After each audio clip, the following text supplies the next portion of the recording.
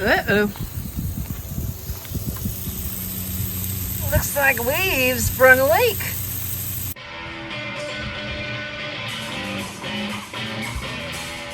Hey y'all, thanks for tuning back into Chickanic. Hope everybody's having a great week. Gosh, this thing's scary. Who would bring this into the shop? Well, it's my pressure washer. And I know what you're saying. This thing looks scary. Why don't I just get a new pressure washer? Well, that's because this thing runs pretty good. One thing you might notice though, it looks a little different than other pressure washers you've ever seen. I mean, how often do you see a pressure washer with a electric starter on it? This thing might look a little funny because this is a true Frankenstein. About 13 years, we bought a pressure washer from our Briggs dealer at the time, and it was a return. I think it was because the on-off switch is backwards. It still is to this day. But this is actually not the original engine that came on it. About 3 years after we had it, the engine went bad. So Ron found a engine off a rear engine Murray Rider to put on it. And that thing was about 9 horsepower. So at the time, we needed the pump for something different since we had it all torn apart. And Ron knew that the engine was a little bit more powerful. So he bought a Simpson pressure washer pump. I think it was 3,000 PSI at the time. And we've had this thing going for 10 years. Now, that's not saying we haven't done a lot of servicing and maintenance to it, but she just keeps chugging along. Looks like it's time to service her again. Today, though, we're going over your thermal relief valve. Is yours leaking? Now, first thing I want to do is lay my pressure washer over so you can get a really good view of the pump, but there is a way to do it. If you're, traveling with it in the back of your truck or something like that and you want to lay it down on its side, do not ever lay it towards its exhaust or its intake, and not towards the front either, because that's going to make the oil come from your crankcase and leak into your exhaust and your intake. You always want to lay your pressure washer straight back. Well, let's show what we got going on under here. This is my broken piece. I haven't cut it off and it was riveted on. I don't even understand that. But so we have our chemical injector nipple here. Usually we don't see those leaking. Every once in a while, depending on how yours is set up and what design it is, there are replaceable inlets for your hose and your wand, and sometimes those will leak. You might have an O-ring leaking, but the majority of the time when we see a leak come into the shop, it's this thermal relief valve.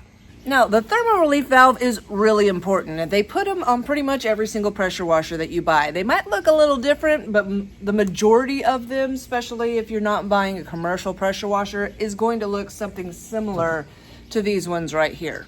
Now, what does the thermal relief valve do? When your pressure washer is hooked up to your hose and you release your wand and you are not actually letting water go out your wand so fresh water can come into your pump, that water will just rotate inside of your pump until it gets really hot. That's why I made a video years ago telling you to never ever release your handle, to always have it going. If you're going to let your machine idle, only let it happen for a few seconds, because it actually says it in many of the manuals. If you let your pump idle for over 60 seconds, you can start burning it up. So this is a safety measure for your pump. If you do let it idle for a little bit, that water will get extremely hot. Once it gets to about 145 degrees, it will release the water out of this valve right here and allow fresh water from your hose to come in. Now, just because you have a thermal relief valve that is working does not mean that you let your machine idle and hope that it's going to work, because there's many times that water deposits can make it get stuck in the open or closed position. This one is stuck in the open position, which is why it's leaking. Now, manufacturers do say that it is good to just go ahead and change out your thermal relief valve every couple of years, but that's something that a lot of homeowners are not going to think about. One thing you will think about, though, is maintenance. I tell everyone, I don't care what kind of pump saver you use, as long as you use something. I use the Chickanic in the bottle pump saver because not only is it plant-based and biodegradable, but I just like these guys, and I had amazing results in the last video I did with it. I had taken a pump apart and all I did was pour a little bit in and it immediately removed the water deposits. I was very impressed with it. We've been using it ever since. If you want to get some Chickanic in a bottle pump saver, I will leave a link in the description box below. Now, if you are needing a brand new thermal relief valve, the model number for the pump is always on the pump. Let me bring you in and I'll show you. A lot of times you can find the model number for the machine itself and it'll give you the pump number and parts too. This one though, we have changed the pump out, so we'd have to go by the model number right off the pump. If you have one of these, it fits on like 90% of all the pressure washers. It's a part number 208673G. I will leave a link to one in the description box below. Hopefully you don't, but there are cases where you have to use heat to get this off, because when they install it, sometimes they use like a type of thread lock. We're gonna go back in with Teflon tape.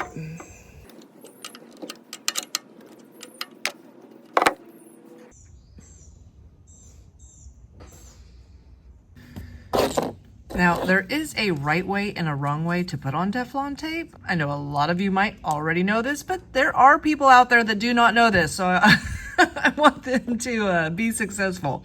When you go to put it on and you're screwing it in, you got to think, if you have the end of the Teflon tape on there going the wrong direction, it's going to catch those threads and it's going to squish instead of, going with the flow there.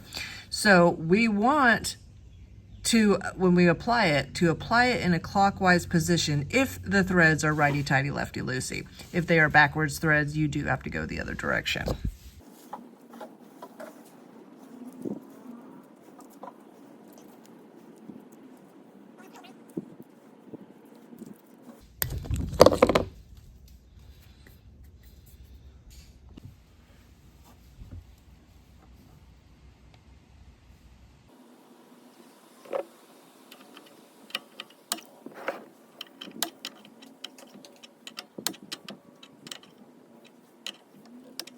Now you will notice that it's not screwed in all the way, just like this one. You can see it was only about, 3 or 4 threads in.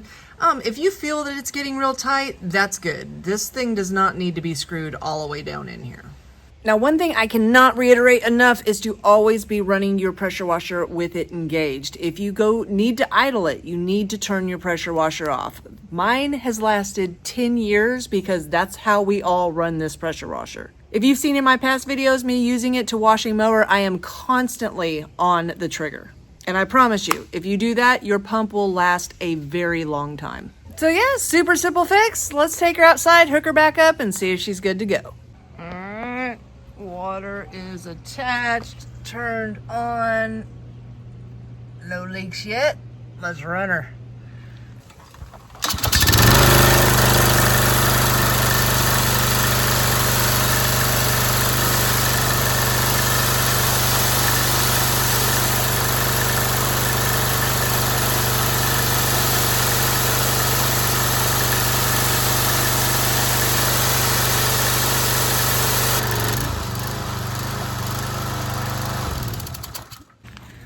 Oh yeah, we ain't got no leaks. Well guys, that's the fix. If you have not been maintaining your pump, you might want to go ahead and change out your thermal relief valve, just in case, because you don't know if it might have failed in the closed position and not be working at all. You could be letting your machine idle and it be getting